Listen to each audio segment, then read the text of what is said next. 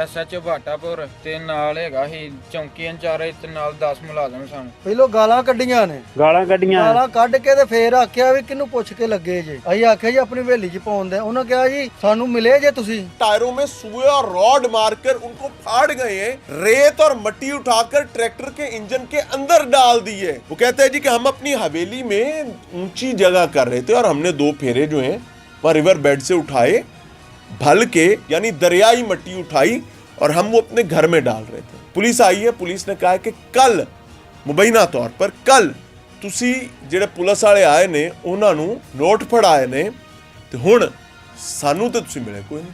ਪਾਂਦੋ tractor ਇੰਜਨਾਂ ਦੇ ਵਿੱਚ ਰੇਤ ਪਾਈ ਆ। ਓਹ ਨਜ਼ਰ ਆ ਰਹੀ ਹੈ। ਖਰਾਬ ਹੀ ਹੋ ਗਿਆ ਟੈਂਕੀਆਂ ਦੇ ਵਿੱਚ ਰੇਤ ਪਾਈ ਆ। भाई जी ट्रैक्टर की कीमत नोट से ज्यादा जज्बात के साथ जुड़ी होती है। आओ कभी खुशबू ला के दरिया पे मैं भी खाना मिट्टी चोर कौन कौन है। लेकिन सॉरी मुझे माफ कीजिएगा, मुझे भूल गया था कि पिछले कुछ अरसे में हमने पुलिसिंग जो सीखी है वो ऐसे डैमेज करना ही तो सीखी है। SHO भाटापुर, उसका चौकी इंचार्ज और उसके साथ 10 मुलाजिम डाले पर आए हैं और आकर मुबैना तौर पर बताया जा रहा है कि ट्रैक्टर के टायरों में सुए और रॉड मारकर उनको फाड़ गए हैं, रेत और मट्टी उठाकर ट्रैक्टर के इंजन के अंदर डाल दी है। इंजन खोला है, मोबाइल की जगह से उसके अंदर से इंजन भर दिया है, टैंकी के अंदर पेट्रोल की जगह पर रेत और मिट्टी डाल दी है और उसके बाद पूरा ट्रैक्टर मार कर तोड़ कर तबाह बर्बाद कर दी है। ये कौन कह रहा है? ये एक आम पाकिस्तानी कह रहा है। इल्जाम क्या लगा रहा है? इल्जाम ये लगा रहा है कि वो रिवर बेड पर यानी दरियाए रावी के बेड से बेड का ही मकामी रिहायशी है। अब इस पर मजीद पुलिस का मौक़िफ़ भी सामने आ जाएगा। वो कहता है जी कि हम अपनी हवेली में ऊंची जगह कर रहे थे और हमने 2 फेरे जो हैं वह रिवर बेड से उठाए, भल के, जिसको कस्सू कहते हैं ये लोग, भल यानी रेत और मट्टी मिक्स यानी दरियाई मट्टी उठाई और हम वो अपने घर में डाल रहे थे। पुलिस आई, पुलिस ने आके ये नहीं कहा कि ये तुम गैर कानूनी काम कर रहे हो। पुलिस ने ये भी नहीं कहा कि मुझ पे पर्चा दे, तुम पर पर्चा देंगे। पुलिस आई है, पुलिस ने कहा है कि कल मुबैना तौर पर कल ਤੁਸੀਂ ਜਿਹੜੇ ਪੁਲਿਸ ਵਾਲੇ ਆਏ ਨੇ ਉਹਨਾਂ ਨੂੰ ਨੋਟ ਫੜਾਏ ਨੇ ਤੇ ਹੁਣ ਸਾਨੂੰ ਤੇ ਤੁਸੀਂ ਮਿਲੇ ਕੋਈ नहीं। पांदो ट्रैक्टर और फिर उसके बाद वो ट्रैक्टर जिसके साथ गरीब आदमी अपना रोजगार कमाता है। भाई जी ट्रैक्टर की कीमत नोट से ज्यादा जज्बात के साथ जुड़ी होती है। आपको क्या पता, ਤੁਸੀਂ ਜ਼ਿੰਮੇਦਾਰਾਂ ਦੇ ਬਾਲ ਹੋਵੇ ਤੁਹਾਨੂੰ पता लगे कि ट्रैक्टर की अहमियत की होती है। बहरहाल ट्रैक्टर तबाह करते हैं, उसमें रेत डालते हैं, मोबाइल डालते हैं। मसला क्या है कि बताया जा रहा है कि सानू पैसे नहीं देते जे, सानू मिले नहीं हो। ये पूरी दास्तान के मैं उसका एक इक्तबास जो है वो आपके सामने रख देता हूँ, आप उसको सुन भी लें और अगर पुलिस के पास कोई और नैरेटिव है तो वो भी बताइएगा, ज़रूर बताइएगा। हम आपका भी नैरेटिव रखेंगे, लेकिन इस वक्त इनका नैरेटिव सामने। लेकिन जो भी आपका नैरेटिव है, एक बात समझें और जालिमों, अगर वो वाकई मिट्टी चोर थे तो जाओ आओ कभी खुशबू ला के दरिया पे मैं भी खाना मिट्टी चोर कौन कौन है। मिट्टी का बिजनेस अरबों का बिजनेस है, अरबों रुपए का।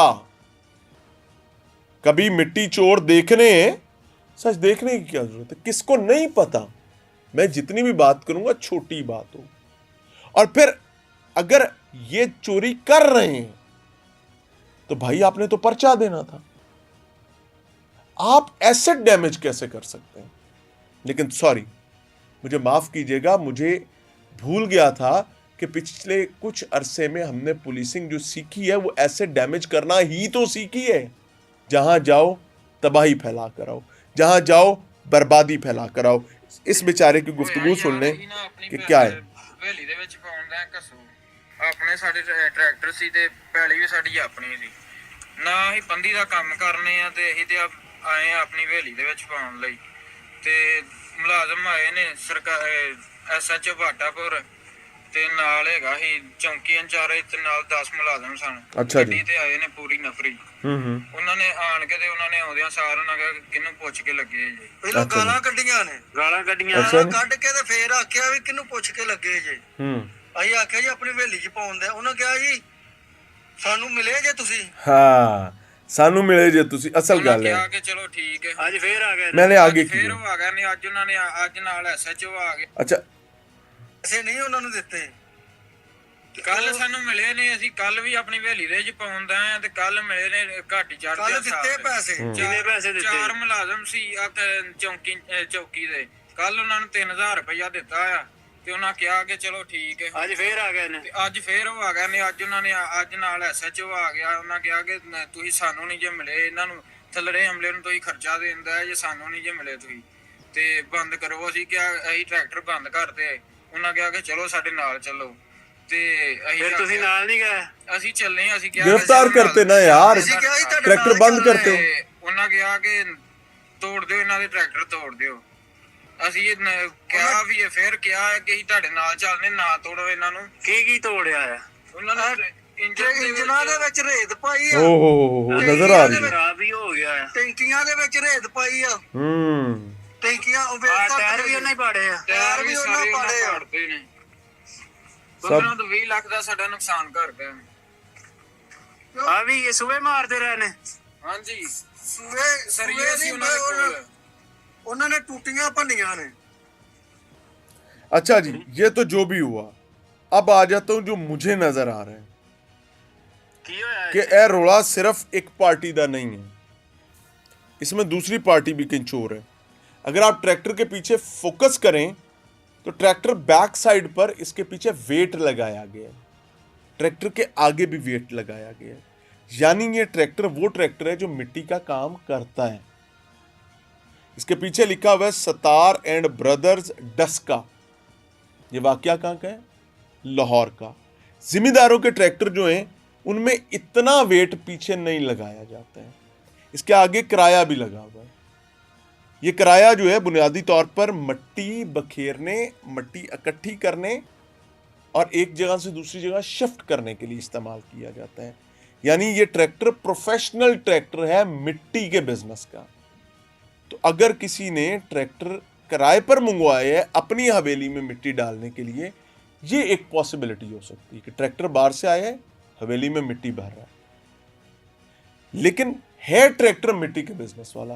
लेकिन फिर भी वहीं दस्तबस्ता दरखास्त यही है भाई कि तबाह करने के बजाय पर्चा देना और कानूनी तौर पर निशान इबरत बनाना आपकी जिम्मेदारी। What do you think about it जी? कमेंट सेक्शन आपके पास इससे जरूर आगाह कीजिएगा।